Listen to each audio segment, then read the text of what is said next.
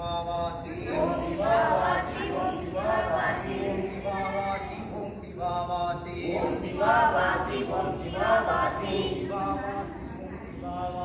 ओम शिवावासी ओम शिवावासी ओम शिववसी ओम शिववसी ओम शिववसी ओम शिववसी ओम शिववसी ओम शिववसी ओम शिववसी ओम शिववसी शिववसी ओम शिववसी ओम शिववसी ओम शिववसी ओम मुंडंगले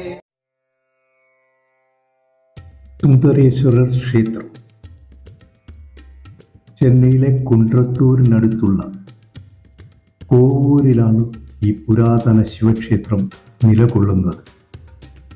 ഇവിടെ ശിവൻ സുന്ദരീശ്വരൻ എന്ന പേരിലും ദേവി പാർവതി സൗന്ദര്യാംബിക എന്ന പേരിലും ആരാധിക്കപ്പെടുന്നു. 7-ാം നൂറ്റാണ്ടിൽ കുലോത്തുംഗ ചോളനാണ് ഈ സുന്ദര ക്ഷേത്രം പണി കഴിപ്പിച്ചത്.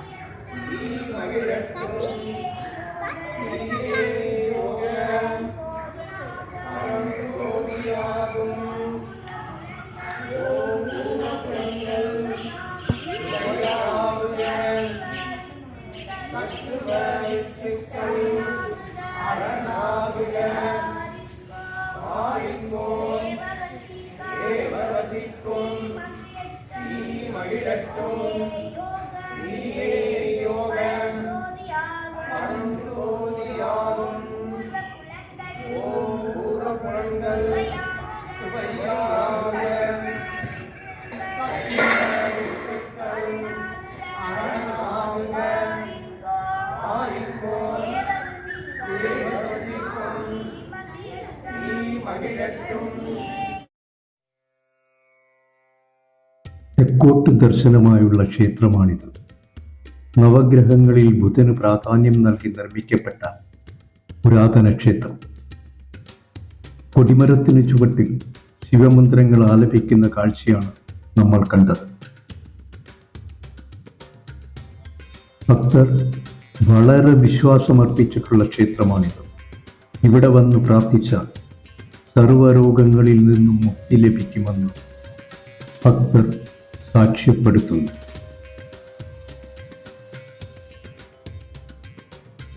അതിസുന്ദരമായ ക്ഷേത്രമാണ്. ഈ ക്ഷേത്രത്തിൻ്റെ ചുറ്റമ്പലത്തിൽ നമ്മൾ നടക്കുമ്പോൾ വല്ലാത്തൊരു ശാന്തത അനുഭവപ്പെടുന്നതാണ്.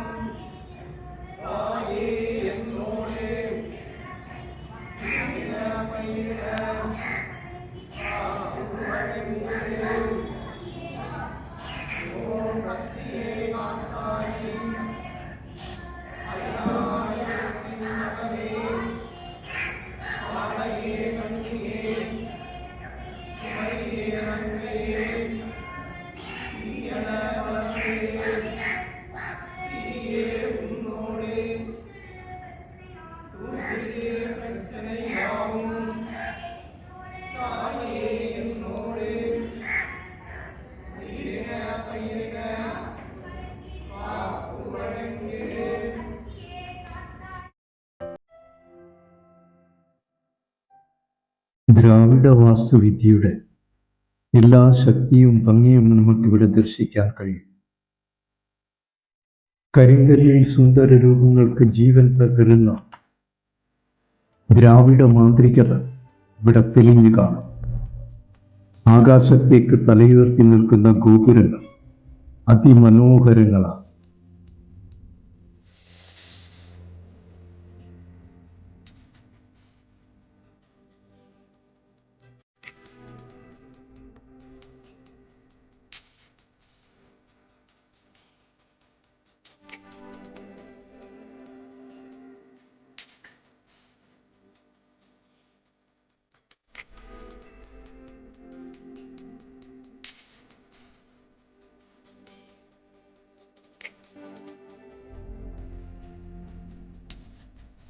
ത്യാഗരാജസ്വാമികൾ ഈ ക്ഷേത്രത്തിൽ ദർശനം നടത്തിയ ശേഷം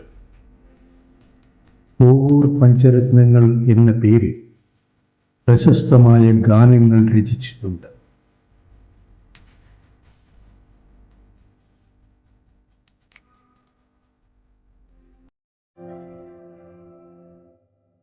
പുരാണപ്രകാരം കാമാക്ഷി ദേവി മാങ്ങാട് ശിവനെ പ്രീതിപ്പെടുത്തി വിവാഹം കഴിക്കാൻ പഞ്ചാഗ്നി നടുവിൽ കൊടും തപസ് തുടങ്ങി. തപസ്സിന്റെ കാഠിന്യം കൊണ്ട് ചുറ്റിലും ചൂട് വർദ്ധിച്ചു. അസഹ്യമായ ചൂടിൽ പരിഭ്രാന്തരായി ചുറ്റുമുള്ള ജനങ്ങൾ. ശിവൻ ഇതൊന്നും അറിയാതെ കഠിന ധ്യാനത്തിലായിരുന്നു. കനത്ത ചൂടിൽ നിന്ന് ജീവജാലങ്ങളെ രക്ഷിക്കണമെന്ന അപേക്ഷയുമായി ദേവന്മാരും മുനിമാരും മഹാവിഷ്ണുവിനെ സമീപിച്ച് അപേക്ഷിച്ചു. ശിവനെ ധ്യാനത്തിൽ നിന്നുണർത്താൻ മഹാവിഷ്ണു ലക്ഷ്മി ദേവിയെ അയക്കുന്നു. ലക്ഷ്മി ദേവി ഒരു പശുവിന്റെ രൂപത്തിലെത്തി ശിവനെ ഭജിച്ച് ധ്യാനത്തിൽ നിന്ന് ഉണർത്തുന്നു. ശിവൻ ധ്യാനത്തിൽ നിന്നുണർന്നതും അന്തരീക്ഷത്തിലെ ചൂട് കുറയുന്നു. സർവ്വ ജീവജാലങ്ങളും രക്ഷ നേടുന്നു. ലക്ഷ്മി ദേവി പശുവിന്റെ രൂപത്തിൽ എത്തി ഇവിടെ പൂജകൾ നടത്തിയതിനാൽ ഈ സ്ഥലം കോപുരി എന്ന പേരിൽ അറിയപ്പെട്ടു. തമിഴിൽ കോ എന്നാൽ പശു എന്നാണ് അർത്ഥം. ഈ കോപുരിയാണ് പിന്നീട് കോവൂരായി മാറിയത്.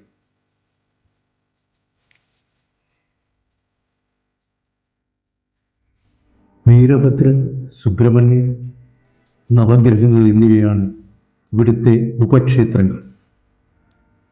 ക്ഷേത്രത്തിന്റെ ഭംഗി ആസ്വദിച്ച് എത്ര നേരം വേണമെങ്കിലും നമുക്ക് ഇവിടെ കഴിയാം. വളരെ മനോഹരമായ ഒരു നിർമ്മിതിയാണ്. അതിമനോഹരമായ ശില്പങ്ങളാണ് ഓരോ ഗോപുരത്തിലും കൊത്തിവെച്ചിരിക്കുന്നത്.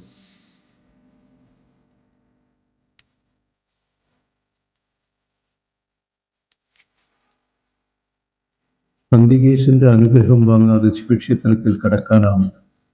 അങ്ങനെ തന്നെ നന്ദികേശന്റെ ചെവി ദുഃഖങ്ങളും ആഗ്രഹങ്ങളും അറിയിച്ചാൽ അതിന് തീർച്ചയായും പരിഹാരമുണ്ടാവും എന്ന് ഭക്തർ ഉറച്ചു വിശ്വസിക്കും.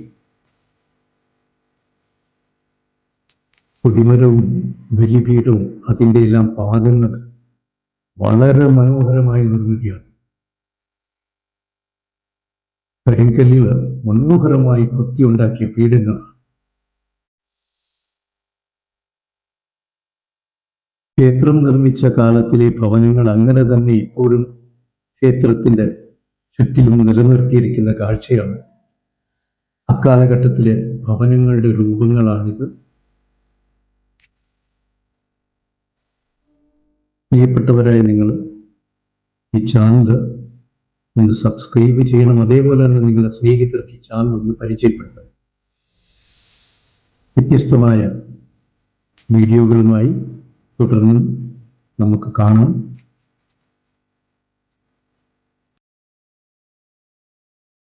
സുന്ദരേശ്വരന്റെ അനുഗ്രഹം നിങ്ങൾക്ക് എല്ലാവർക്കും ഉണ്ടാകട്ടെ എന്ന പ്രാർത്ഥനയോടെ